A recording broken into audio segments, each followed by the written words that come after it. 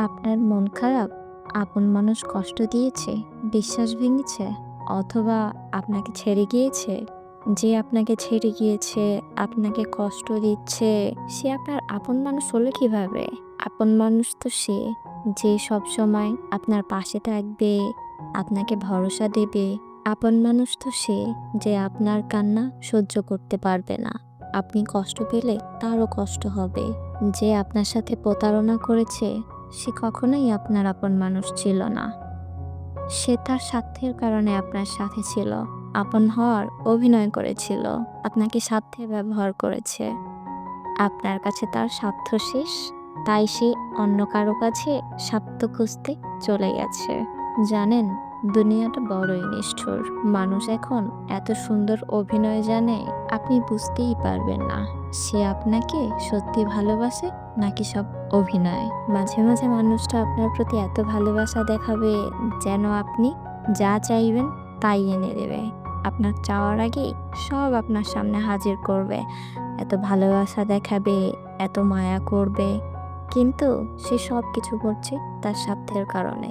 এটা আপনি কখনো বুঝতেই পারবেন না যে সে এত ভালো অভিনয় করে আপনাকে বোকা বানাবে, এত যত্ন দেখাবে, আপনাকে ছাড়া বাঁচবে না, এমন আরো আরো কত কথা বলবে।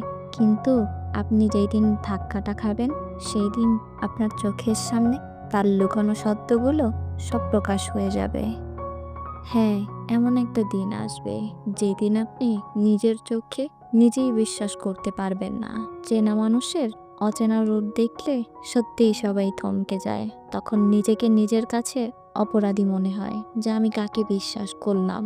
কানকে বলবে সে ভুল শুনছে, এই মানুষটা আমাকে এত ভালোবাসতো, আমি তাকে এত ভালোবাসতাম, এর মধ্যে সে আমার সাথে কিভাবে প্রতারণা করে, সে অন্য কাউকে ভালোবাসে, অন্য কারোর সাথে সম্পর্ক জড়ায়, এটা কিভাবে সম্ভব?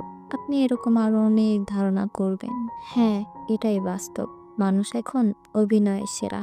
এখন আর নাটক, সিনেমা দেখা লাগে না। প্রতিনিয়ত আমাদের সাথে নতুন নতুন নাটক, সিনেমা চলে, যা আমরা বুঝতে একটু দেরি করে ফেলি। আর একটা ব্যাপার হলো, তাদের এইসব যখন ধরা পড়ে যায় আপনার কাছে, তখন দেখবেন তাদের কোনো দোষ আপনি খুঁজে পাবেন না। তারা এত সুন্দর করে মিথ্যা মিথ্যা যুক্তি দাঁড় করাবে আপনার বিরুদ্ধে। তখন দেখা গেছে আপনার মনে হবে আপনি হয়তো দোষী।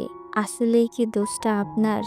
না রে বোকা, আপনি নিশ্চিন্তে থাকুন, এখানে আপনার একটুও দোষ নেই। এটা তাদের দেওয়া অজুহাত, আপনাকে বোকা বানালো তাদের মিথ্যা যুক্তি। আসলে আপনার বিপরীত মানুষটার মাঝে পরক্রিয়ার নেশা ধরেছে। আপনার কাছে সে এখন আর ফায়দা খুঁজে পাচ্ছে না। তার জীবনে অন্য কেউ এসে গেছে। তার পুরনো মানুষ আর এখন ভালো লাগে না। রোজ রোজ একটা মুখ আর দেখতে রুচিতে আসে না। সমস্যাটা এখানেই। তার এখন নতুন মানুষ লাগবে। এই ধরনের মানুষেরা নিজের চরিত্র হেফাজত করতে পারে না। এমন মানুষ কিভাবে যোগ্যতা রাখে আপনার দোষ ত্রুটি বলার? এটা একজন কাপুরুষের কাজ। একজন পুরুষ কখনো স্ত্রীর ছোটখাটো ভুল ত্রুটির জন্য স্ত্রীকে ছেড়ে যায় না, বরং ভালোবাসার সাথে শুধরে দেয়, বুঝিয়ে ঠিক করে নেয়, ছেড়ে যায় না। যে পুরুষ বলে আমার স্ত্রীর ভুলের জন্য আমি পরক্রিয়া করেছি, সে তো সম্পূর্ণই ভুল বলল। কারণ আপনার স্ত্রী যদি এতটাই খারাপ হয়, তাকে যদি আপনি কন্ট্রোলেই না করতে পারেন, তাহলে তাকে আপনার কাছে কেন রাখেন? ছেড়ে দিন। তার সাথে ঘরে সবকিছু ঠিকঠাক থাকবে, আবার বাইরেও ঠিক রাখবেন। তাহলে এটা থেকে তো এটাই প্রমাণ হয় স্ত্রীর ভুল নয়, আপনি ভুল। পরক্রিয়া করে কি সমাধান করলেন আপনি? এতে তো স্ত্রী যখন জানবে, সে তো তখন আর আপনার কন্ট্রোলে থাকবে না। সে আপনাকে আর আগের মতো সম্মান করবে না, ভালোবাসবে না। তাহলে এখানে ভালো কি হলো? লাভ তো কিছুই হলো না। পরক্রিয়া করে কেউ কখনো ভালো থাকতে পারেনি। বউ বাচ্চা আছে জেনে যেসব মেয়েরা পুরুষদের প্রেমের ফাঁদে ফেলে, তারা কখনো সত্যিকারের ভালোবাসে না। তারাও কোনো না কোনো স্বার্থের জন্যই আসে। শেষ লাভ তো কিছুই হয় না। গোছানো সংসারটা শুধু শেষ হয়ে যায়। ঘরের হালাল স্ত্রীকে ভালোবাসুন, আল্লাহর কাছে চান, এখনই দিন শেষে শান্তি ফিরে আসবে। পরনারী কখনোই আপনার জন্য কল্যাণকর নয়। যদি তাই হতো তাহলে বিধাতা সবার আগে তাকে আপনার ঘরেই পাঠাতো। যে আপনার জন্য কল্যাণকর, বিধাতা তাকে আপনার ঘরে পাঠিয়েছেন। তার কদর করতে শিখুন। আমি গ্যারান্টি দিচ্ছি আপনার ভালোবাসা তাকে আরও পরিবর্তন করে দেবে। ভালোবাসাই পারে একটা মানুষকে পরিবর্তন করে দিতে। আর ভালোবাসার অভাব দুটি মানুষকে ধ্বংস করে দেয়। একটা সংসারে দুজন দুজনকে সমানভাবে ভালোবাসতে হবে। তারপরও যে ভুল পথে বেছে নেবে, আপনাকে বলছি ধৈর্য ধরুন, সে ধ্বংস হবে।